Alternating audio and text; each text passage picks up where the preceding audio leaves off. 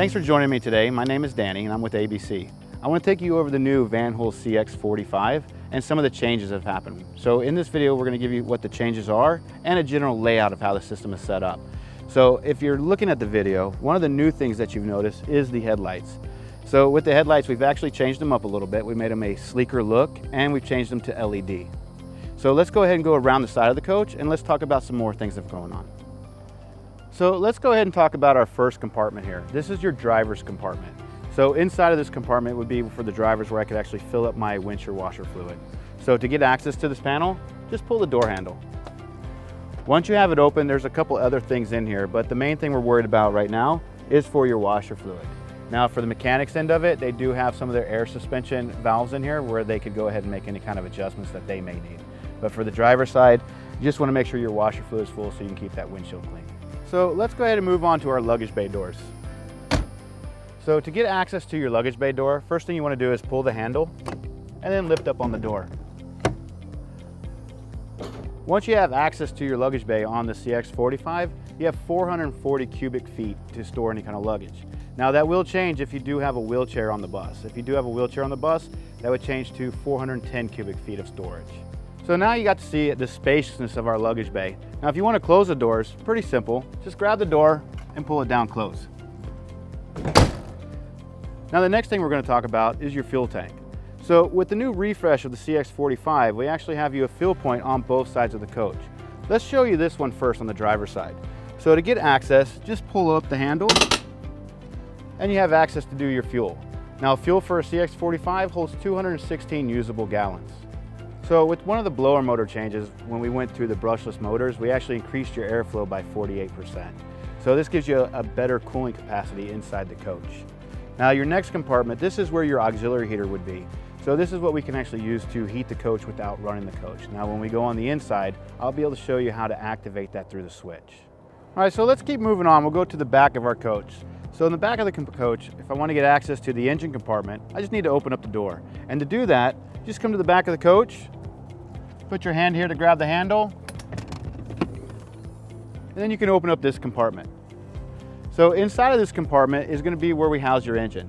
So depending on what your build was, you could either have like this one, a Detroit or a DD13, or you could have the Cummins ISX engine. Now before you do anything back here, just for safety concerns, it's a good idea to hit this switch here, the one in the middle. That way nobody can start this engine while your hands are back here. So let's be safe and we're going to go ahead and shut that off. Now for the driver's aspect, some things that you want to look for whenever you do a pre-trip inspection. You want to check your coolant level. So your coolant level sits right here, and we want to check in between to make sure we're actually full. We're in between the min and the max mark. Now some other things we can check is obviously our oil and our transmission levels to make sure we're full there. Now for your box here, this gives me a little bit more control of this engine when I'm back here. So if I do have the coach on, I can actually start the bus by pushing the start button. I can start the engine from back here. If I do need to do a regen or a force regen, I can do that if the bus calls for it. So a couple things I need to do first is make sure my AC is off, I'm in neutral, and the park brake is set. If I've met those requirements, I can hold down the force regen switch and I can cause the bus to go into a regeneration. There's another part of the engine compartment, which is your side door. So we're gonna go ahead and open that up so you can see what goes on inside there. So to open this up, you're going to just pull the handle so you can open up your door so you can have access. So inside of here, a couple things for the driver that you want to be aware of. So first one being your power steering reservoir. So you want to make sure that's also between the min and max. Underneath that, you're going to have your dump for the toilet. So when my toilet is full or if I need to dump the toilet, I can pull that out and it'll put it in my secondary tank until I'm able to dump it at a facility. So to get access to these compartments, just pull the handle, slide the door back. And as you can see for this one, we don't have a wheelchair lift, so we use it for our storage. So this is where you would lose a little bit of that cubic feet of storage that we talked about on the luggage bay on the other side. Now if you had a wheelchair lift and you needed access to the top, same thing, open up the door and you can slide it back. And that would give you access to this compartment. So now let's talk about our DEF tank. So the fill for the DEF on the passenger side, open up the flap and then you can fill your DEF. So our DEF tank for the CX45 is 22 US gallons. So now we're at our entrance door. So a couple things with the entrance door that you want to be aware of. So you do have your button here to open the entrance door, but you also have a lock. So if I want to lock this door so nobody can get in, I can just turn the handle and it'll lock the door. Now when I hit the button, nothing will happen. Now if you do have a key for the door, you can put your key in here and actually lock it, then nobody can unlock the door. Now to open your entrance door, just hit the switch and this will open up your door. So now that I've showed you how the door open and close, there's a couple safety things you have to be aware of too. So on the inside of the door here, you have a door override and the door air release. So if there was an issue where I couldn't get the door open, I could try the override by pushing the button and it would cause the door to work in reverse. If that still didn't work, I could also release the air off the door by turning this switch, and then the air would release off the door and I could push it open. I can take you through to the inside and I can show you all the switches. So come on, let's go inside. All right, so let's go ahead and start with the left side of the driver. First thing you're going to have is your emergency park brake release valve. So if there was ever an incident where you've lost air to your brake tanks, you can hold down this valve and it'll let you get off the side of the road or get out of harm's way if you need to. Your next switch is going to be your emergency cutoff switch. For this switch, if there was an emergency where I had a fuel leak or anything like that was happening, I could pop this switch up and then hit the main switch, and that would shut off your main power to include your fuel supply for the engine. Next, you're going to have your microphone clip for the driver, so if he wanted to hook up a microphone so he could talk to the passengers back there, this is where he'd be able to hook up. Above that, you're going to have your cigarette lighter adapter where you can charge your cell phones, iPads, or anything like that. Next, you're also going to have your mirror adjustment. So if I wanted to adjust my outside mirrors, I can turn the switch either to the left or to the right, and I can adjust the driver's side or the passenger side outside mirror from inside here. Next, you're going to have your park brake valve. So for the park brake valve, if I want to move the coach, either drive it forward or reverse, I will have to release the park brakes by pushing down on this valve. Once I've come to a stop and I'm ready to shut the bus down or get off the bus, I would have to reapply this by pulling the valve all the way back up to apply your park brakes.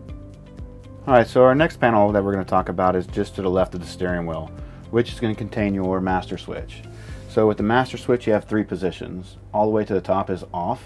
Middle position will be your accessory power, and then all the way down will be ignition where I'm ready to start. Your next switch underneath that will be your start button.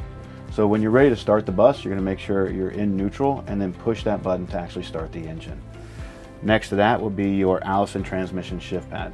This is what's going to control me to either go forward or backwards on the bus. If I wanted to go forward, you're going to either hit D for drive. If I wanted to go in reverse, R for reverse, or N for neutral. Underneath this, you're going to have another cigarette lighter adapter.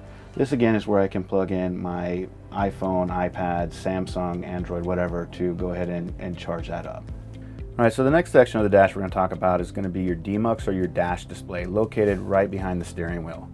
So in this area, you're going to have your miles per hour, which shows you how fast the coach is going, how much fuel you have inside the coach. To the far right, you're going to have your engine speed or RPMs, and then you're also going to have your engine temperature for the coolant.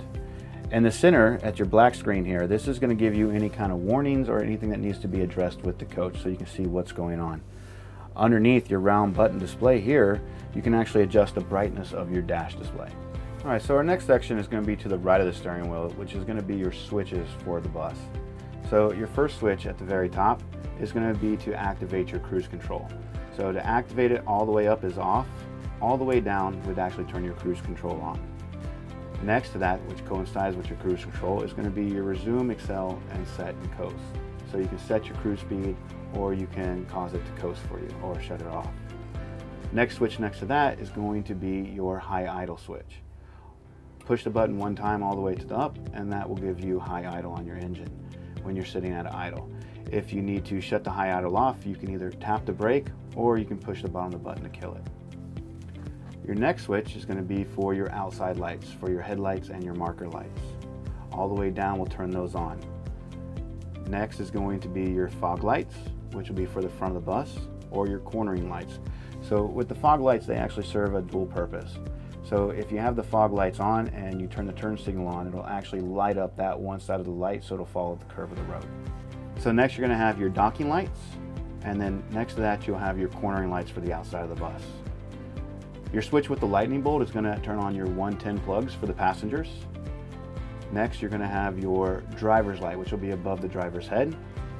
Then you have your reading lights for the passengers. So when you activate that, they can control each of individual lights so they can turn those on. And then you're going to have your lights for the passenger compartment, where you can either do the white light or the blue light depending on what you need. After you go past the blank, you're going to have your four-way flashers. And then for the third row, you're going to have your AC control just for the driver. So your first switch is going to be fan control, and then temperature control for driver only. And then you have your recirculate switch to either let fresh air come in, or you can close your fresh air flap. Then you have your AC on and off switch, temperature control for the passenger compartment, recirculate switch for the passenger compartment, so you can either let fresh air in or you can close it off so you can get the bus to go cooler. On the final row, you're going to have your buzzer. So with the buzzer, what it's going to do is your passenger compartment has a stop switch above their head, so if there is something going on, the passengers can let you know, which will give you an SOS on the dash along with an audible alarm. If something was to happen where it was the malfunction, you could shut that system off by hitting that switch.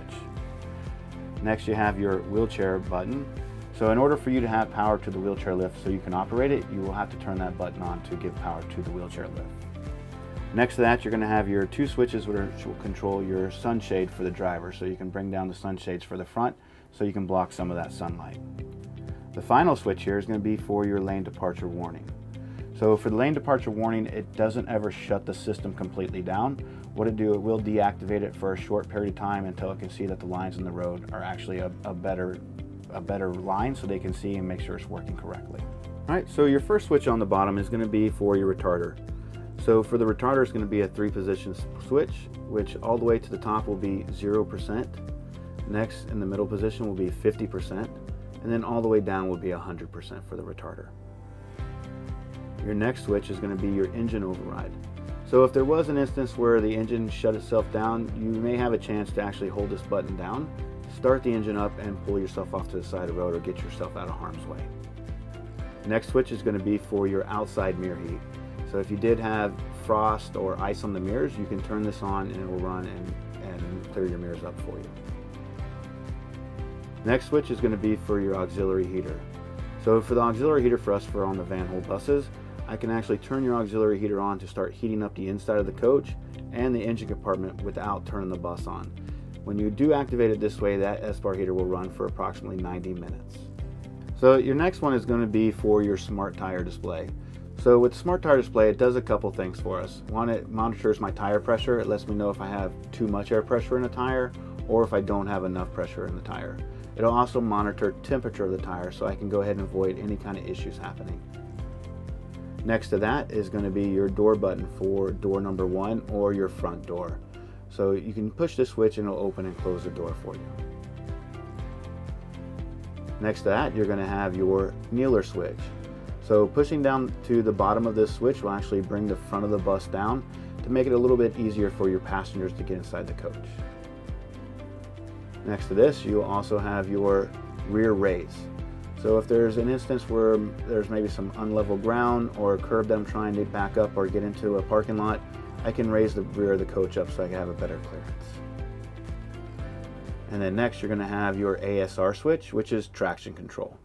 So if you were in a slippery condition and you do kind of need the wheels to spin to kind of get yourself out of a bad spot, you can go ahead and activate that, and that would turn your traction control off so it doesn't rob your axles from any power. And then next to that, you will have your luggage bay locks. So for the luggage bay locks, I can either unlock or lock by using this switch.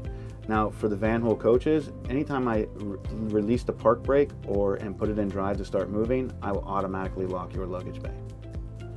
And then next to that, you'll have your luggage bay lights. So when I activate the luggage bay lights, if I turn the coach off or the coach loses power, it'll keep those lights on for about 5 to 7 minutes. So to the right of your switches, you're going to have your REI and radio and touchscreen. So the very top part is going to be your EC750, which is going to be your radio controls. So I can control the volume for the passengers and what they're going to listen to.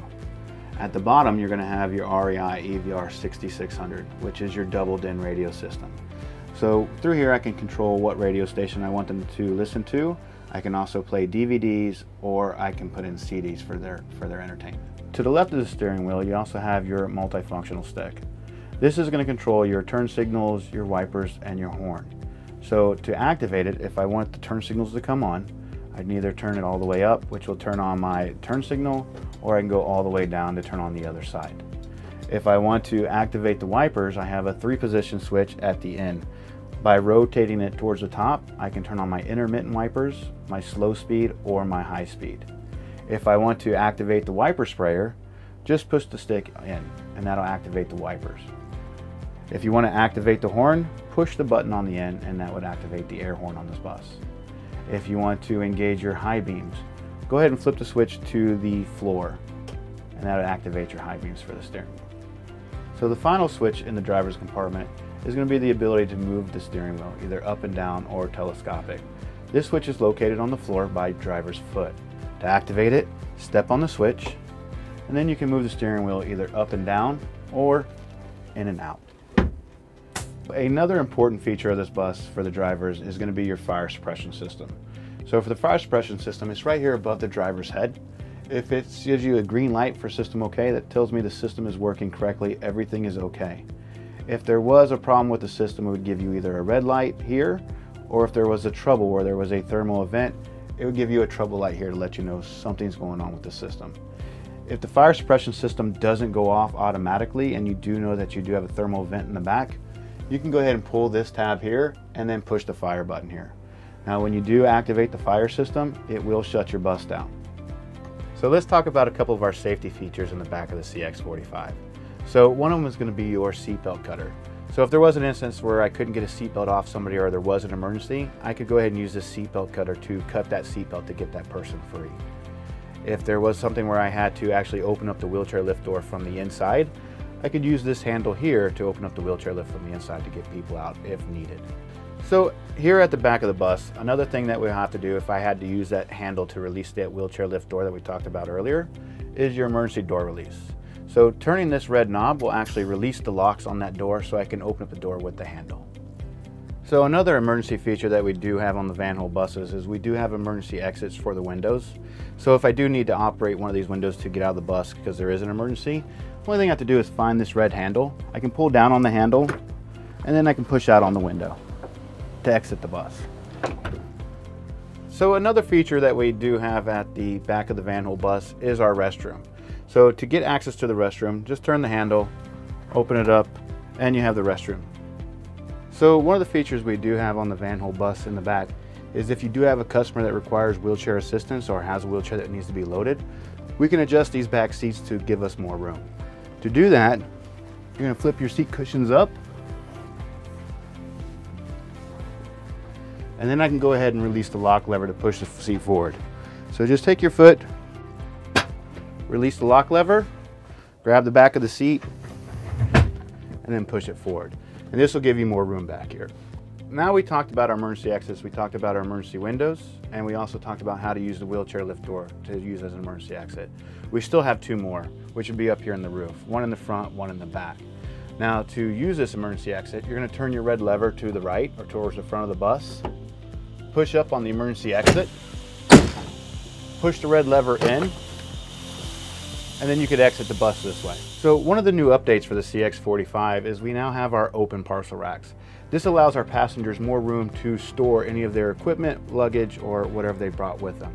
So another feature that Van Hool offers for your passengers or your customers is our light module. So with our light module, it gives your passengers the ability to control their reading lights by a push of the button. Also, if there is a problem back here with the passengers or if there is an emergency, the passengers can hit the stop button. Now for the driver, when the passenger does alert you, what he'll do is it'll give you an SOS on your dash along with an audible alarm. So it'll alert you, let you know something's going on back here. We also give the passengers the ability to control their air vents so they can change their direction or shut the airflow off. So thanks for joining us for this video on the CX45. If you have any questions, please reach out to us at customer care. We're 24 hours a day, 7 days a week, 365 days a year. And stay tuned, we have more videos coming soon.